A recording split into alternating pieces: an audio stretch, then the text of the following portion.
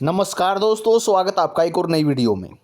बात करेंगे HRMS 2.0 के बारे में। कच्चे पक्के कर्मचारियों के लिए क्या मैटर है ये, किस तरीके से ये काम करेगा, क्या इसका उद्देश्य है, क्या बेनिफिट होंगे इस चीज़ के सरकार को और क्यों ये जो है लागू करने जा रही है सरकार। कंप्लीट जानकारी इसके बारे में आपको मिलेगी। यहाँ पे आप देख सकते हो हरियाणा सरकार की तरफ से जो है नोटिफिकेशन जारी हुआ है। ये बिल्कुल लेटेस्ट अपडेट आपके लिए रहेगी, ठीक है। तो HRMS 2.0 लेके आने लग रही है सरकार। इसका कारण जो है क्या क्या बेनिफिट होंगे, ठीक है, क्या इसका कोई बेनिफिट भी है या वैसे ही कच्चे पक्के कर्मचारियों को शामिल किया जाएगा। तो सबसे पहले तो आपको बता दूं भाई, इसके अंदर जो है सारे कर्मचारी शामिल किए जाएंगे। यहाँ पे आप देख सकते हो एम्प्लॉयज़ का मतलब है means any person engaged on regular basis पर लग रहे हो, चाहे कॉन्ट्रैक्चुअल बेसिस पर हो, चाहे अदरवाइज हो, ठीक है। आपका सभी का डाटा HRMS 2.0 पे अपलोड किया जाएगा, ठीक है। होगा क्या, बेनिफिट क्या होंगे, कंप्लीट जानकारी आपको बताता हूँ, ठीक है। सबसे पहले तो समझो बेनिफिट होंगे क्या। देखो ऑर्डिनेंस को इंग्लिश में पढ़ पढ़ के बताने से अच्छा है मैं आपको कंप्लीट जानकारी वैसे ही बता देता हूँ, ठीक है, बिल्कुल बारीकी से। सबसे पहले एच कैरन के कर्मचारी हैं, चाहे आउटसोर्सिंग पॉलिसी पार्ट 1 2 जितने भी कर्मचारी हैं, सभी का डाटा ये HRMS 2.0 पे अपलोड कर देंगे, ठीक है। अपलोड करेंगे तो प्रत्येक डिपार्टमेंट में, ठीक है, प्रत्येक डिपार्टमेंट में आप ये पता चलेगा इतने कर्मचारी इस डिपार्टमेंट में हैं, PN पोस्ट पे कितने हैं, क्लर्क की पोस्ट पे कितने हैं, चौकीदार कितने हैं, ठीक है, और अदर जो पोस्टें हैं वो कितनी कितनी फिलअप हैं, कितनी खाली हैं, ठीक है। उस हिसाब से एक तो ये पता चलेगा जो वैकेंट सीट हैं वो कितनी बची हुई हैं, ठीक है। सारा डाटा 2.0 पे अपलोड होगा तो वहाँ से ये पता चल जाएगा कि वैकेंट सीटें कितनी खाली बची हुई हैं, ठीक है। उसके बाद बात आती है जो भर्तियाँ की प्रोसेस है वो स्पीडली की जा सकती है। रिक्वेशन ऑनलाइन, जब सारा डाटा ऑनलाइन होगा तो ये पता चल जाएगा इस डिपार्टमेंट को इतने पदों की और आवश्यकता है, ठीक है, और इतने कर्मचारी इसके पास हैं, ठीक है। एक तो HRD के पास ये डिटेल हो जाएगी कि इतने पदों की इस डिपार्टमेंट को आवश्यकता है। उसके बाद ऑनलाइन ट्रांसफ़र ड्राइव चलानी है, ठीक है, उसमें कोई दिक्कत नहीं आएगी, ठीक है।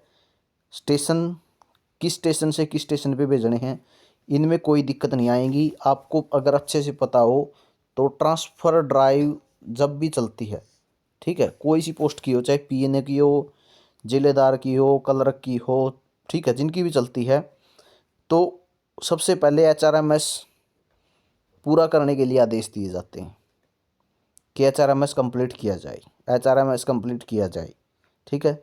2-3 नोटिफिकेशन जारी किए जाते हैं। तो ऑनलाइन जो ट्रांसफ़र ड्राइव चलती हैं उनमें दिक्कत नहीं आएगी, ठीक है।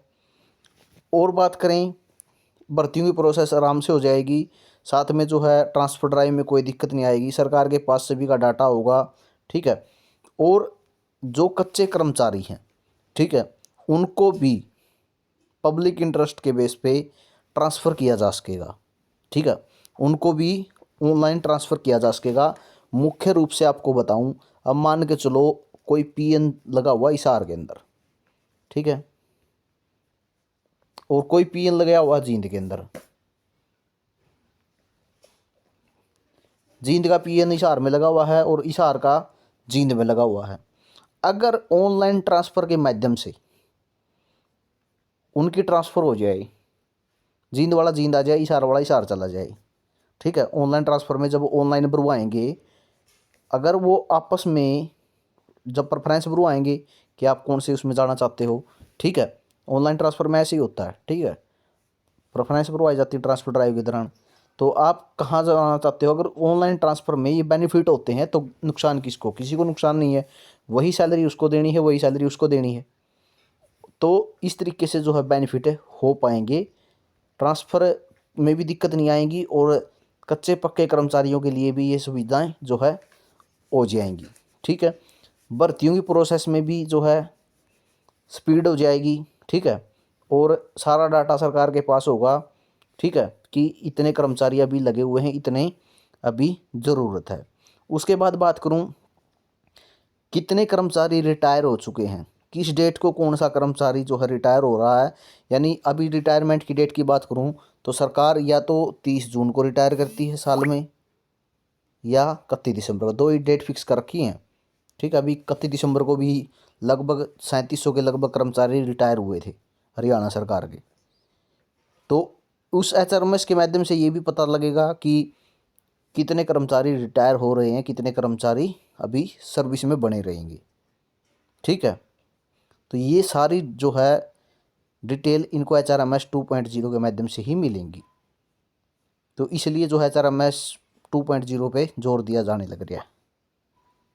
तो ये जानकारी आपके लिए रहेगी। ठीक है, और कुछ पूछना है इसके बारे में, ठीक है, तो वो भी आपको जो है कमेंट में पूछ सकते हो, आपको जानकारी दे दी जाएगी। ये सारे इसके बारे में डिटेल से इन्होंने बता रखा है।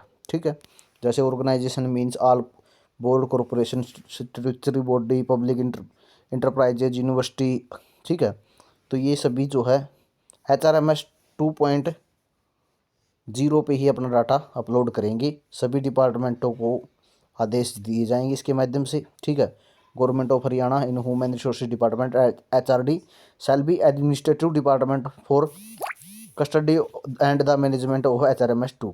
तो HRD के अंडर में जो है HRMS 2.0 होगा। तो ये जानकारी रहेगी। ठीक है, कैसी रही कमेंट करके ज़रूर बताना। वीडियो आपने देखा इसके लिए बहुत बहुत धन्यवाद।